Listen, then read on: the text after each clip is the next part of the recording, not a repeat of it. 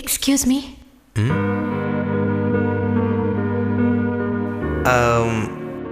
പ്രിയ? Yes. വരൂ. Daddy ഇപ്പോഴാണ് എനിക്ക് ഫോൺ ചെയ്തേ. പ്രിയ എന്ന പേര് കേട്ടപ്പോൾ ഞാൻ ഓർത്തൊരു മോഡേൺ ഗേൾ ആയിരിക്കുന്നു.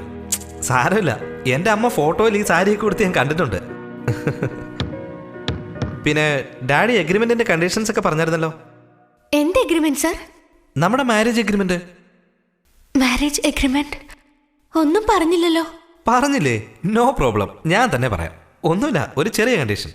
ഇത് യൂഷ്വലായിട്ട് നടക്കുന്ന കല്യാണം ആണെങ്കിൽ തന്നെയും 1 ഇയർ മാത്രമേ നമ്മൾ ഹസ്ബൻഡ് ആൻഡ് വൈഫ് ആയിരിക്കുള്ളൂ. എനിക്ക് ലൈഫിൽ ഈ ഒരുപാട് കമ്മിറ്റ്മെൻ്റ് ഒന്നും ഇഷ്ടമല്ല, ഇൻക്ലൂഡിങ് മാരേജ്. പിന്നെ ഈ 1 ഇയറിൽ നിങ്ങളെ എനിക്ക് ഇഷ്ടമായാൽ, ലൈഫിൽ നിങ്ങളുടെ കൂടെ തന്നെ ജീവിക്കണമെന്ന് എനിക്ക് ആഗ്രഹം തോന്നിയാൽ ഞാൻ എഗ്രിമെൻ്റ് കണ്ടിന്യൂ ചെയ്യും. That's my condition.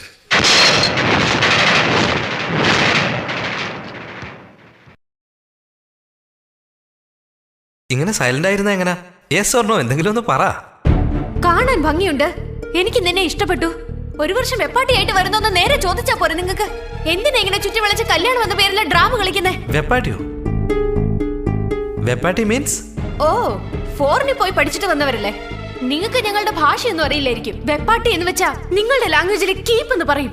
എന്താ ഇത്? കീപ്പിനും വൈഫിനും തമ്മിലുള്ള വ്യത്യാസം അറിയാത്ത ചൈൽഡാ ഞാൻ ആ അർത്ഥത്തിലല്ല പറഞ്ഞത്. അല്ല, യൂഷ്വലാ യെല്ലോ റോപ്പ് മാതിരി ഒരു സാധനം കിട്ടുമല്ലോ, ആ താലി. അതെല്ലാം മാരേജിലുണ്ട് കേട്ടോ.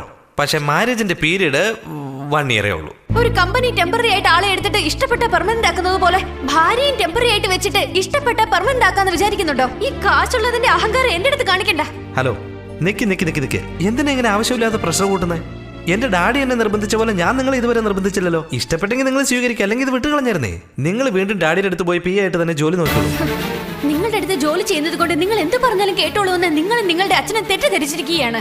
കഷ്ടപ്പാടുള്ളപ്പോ വീട് വിട്ടിട്ടുണ്ടാവും, വീട്ടിലുള്ള സാധനങ്ങൾ വിട്ടിട്ടുണ്ടാവും. പക്ഷെ പണത്തിന് വേണ്ടി ശരീരം വിൽക്കുന്ന സ്വഭാവം ഞങ്ങളുടെ കുടുംബത്തിനില്ല. അതിന് വേറെ ആളെ നോക്കണം.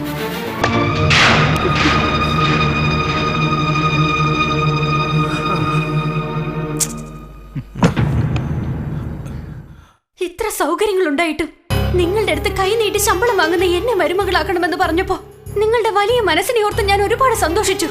പക്ഷെ നിങ്ങളുടെ മകന്റെ അഹങ്കാരത്തിന് വേണ്ടി എന്നെ വേഷം കെട്ടാൻ പറയുമെന്ന് ഞാൻ സ്വപ്നത്തിൽ കൂടെ വിചാരിച്ചില്ല സർ.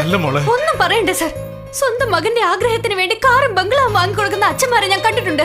പക്ഷെ മകൻ ആഗ്രഹിച്ചു എന്ന് പറഞ്ഞ് സ്വന്തം ഓഫീസിൽ ജോലി ചെയ്യുന്ന പെണ്ണിനെ വാങ്ങിക്കൊടുക്കുന്ന അച്ഛനെ ഇപ്പോഴാണ് സാർ ഞാൻ കാണുന്നത്.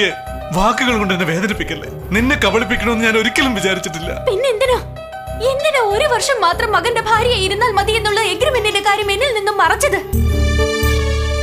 മോളെ, ഈ ലോകത്തൊരച്ഛനും എന്റെ അവസ്ഥ വരാൻ പാടില്ല. എന്റെ മോന് അമ്മയില്ലാത്തതിന്റെ കുറവ് അറിയാതിരിക്കാൻ അവനെ അമേരിക്കയിലേക്ക് അയച്ച് പഠിപ്പിച്ചു. അവൻ അമ്മയില്ലാത്തതിന്റെ കുറവ് മാത്രമല്ല, നമ്മുടെ സംസ്കാരവും അറിയാതെ അവൻ വളർന്നു. അവനെ സംബന്ധിച്ചിടത്തോളം കയ്യിൽ കെട്ടുന്ന ചരടിനും കഴുത്തിലണിയുന്ന താലിക്കും തമ്മിലുള്ള വ്യത്യാസം അറിയില്ല മോളെ. താലി എന്ന് പറഞ്ഞാൽ വെറും മഞ്ഞ കയറാണ്.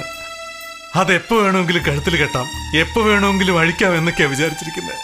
അത് തെറ്റാണ് മോനെ. എങ്ങനെയാണ് അവന് പറഞ്ഞ് മനസ്സിലാക്കേണ്ടതെന്ന് എനിക്കറിയില്ല മോളെ. അവനെ അതൊക്കെ പറഞ്ഞ് മനസ്സിലാക്കാൻ അവൻ അമ്മയില്ലല്ലോ. അപ്പോഴാ നിന്റെ ഓർമ്മ വന്നത്. നീ അവന്റെ ഭാര്യയായി കഴിഞ്ഞാൽ അവന് ജീവിതം എന്തെന്ന് മനസ്സിലാക്കി കൊടുക്കാൻ 1 വർഷം വേണ്ടി വരില്ല മോളെ. ഒരു ദിവസം മാത്രം മതി. അതുകൊണ്ട് ആ എഗ്രിമെന്റിനെ കുറിച്ച് നിന്നോട് പറയാതിരുന്ന മോളെ. ഇനിയും ഞാൻ ചെയ്തത് തെറ്റാണെന്ന് തോന്നുന്നുണ്ടെങ്കിൽ മോളെന്നോട് ക്ഷമിക്കണം. ഇനി എന്തൊക്കെ പറഞ്ഞാലും സർ ചെയ്തത് തെറ്റ് തന്നെയാ. എന്റെ കുടുംബത്തിന്റെ അവസ്ഥയെല്ലാം അറിഞ്ഞിട്ടും നിങ്ങളുടെ സ്വാർത്ഥതയ്ക്ക് വേണ്ടി എന്നെ ബലിയാടാക്കാൻ ശ്രമിച്ച് നിങ്ങളോട് എനിക്ക് ക്ഷമിക്കാൻ കഴിയില്ല. നിങ്ങളുടെ മകന്റെ സ്വാർത്ഥതയ്ക്ക് വേണ്ടി ഞാൻ 1 വർഷം വെപ്പാട്ടിയായി കൂടെ കഴിയുന്നതിനേക്കാൾ ഭേദം എനിക്ക് 1 മുഴം കയറ് വാങ്ങി തന്നാ മതി. ഞാൻ ഈ ജീവിതം അവസാനിപ്പിച്ചു കൊള്ളാം. Thank you sir.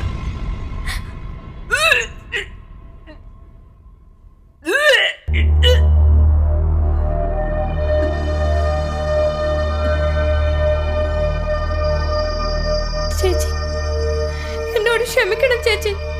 ഞാൻ തെറ്റ് ചെയ്തു ചേച്ചി. എന്നോട് ക്ഷമിക്കണം ചേച്ചി. നീ അല്പം പോലും ചിന്തിച്ചോ? ഇവിടെയുള്ള പ്രശ്നങ്ങൾ തന്നെ തീരുന്നില്ല. ഇത് ചുമക്കണോ? എടി ദ്രോഹി, എന്താണ് ഈ ചെയ്തു വെച്ചിരിക്കുന്നത്? എന്നോട് ക്ഷമിക്കണം അമ്മേ. എടി, എന്നെ ഈ ഒന്നുകൂടി നോക്കി പോകാനുള്ളൂ. അവിടെ ഒന്ന് ചെയ്യുന്നത് ഒച്ച വെച്ച് വെള്ളം ഉണ്ടാക്കിയാ പുറത്തിറങ്ങി നമുക്ക് നടക്കണം. ആരും അറിയാതെ മറച്ചു വെക്കാൻ പറ്റിയ കാര്യമാണോ ഇത്? ആദ്യം നിന്നെ ഇവിടുന്ന് പറഞ്ഞേക്കാ വേണ്ടത്. നീ കാരണം ഞങ്ങളുടെ മനസ്സമാധാനം ഇല്ലാതായി. കാരണം അവളെല്ലാം ഉപേക്ഷിച്ച് വന്ന് നിൽക്കല്ലേ. ഇവളാണെങ്കിൽ കല്യാണത്തിന് മുമ്പ് എന്നെ ചീത്തപ്പേരുണ്ടാക്കി. ഇവളുമാരൊക്കെ ജീവനോടെ ഉള്ളതിൽ എന്റെ തല എടുക്കുന്നായിരുന്നു നല്ലത്.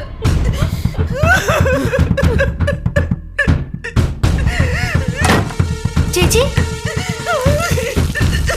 ചേച്ചി ചേച്ചി വാതില് തുറക്ക്, വാതില് തുറക്ക് ചേച്ചി. ഒന്ന് ഓടി വന്നേ. കവിതേ, കവിതേ, കഥവ് തുറക്ക്. ചേച്ചി കഥ തുറക്ക് ചേച്ചി. ചേച്ചി ചേച്ചി കഥ തുറക്ക് ചേച്ചി. ചേച്ചി കവിത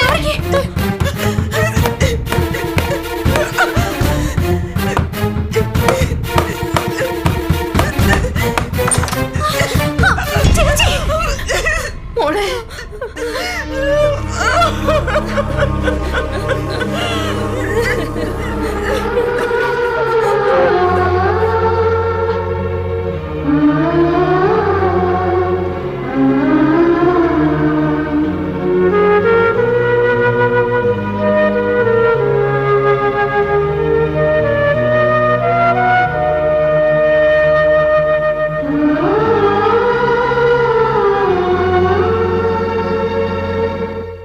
മോഹൻ, കല്യാണ മണ്ഡപത്തിന് അഡ്വാൻസ് കൊടുക്കാൻ പറഞ്ഞിരുന്നില്ലേ?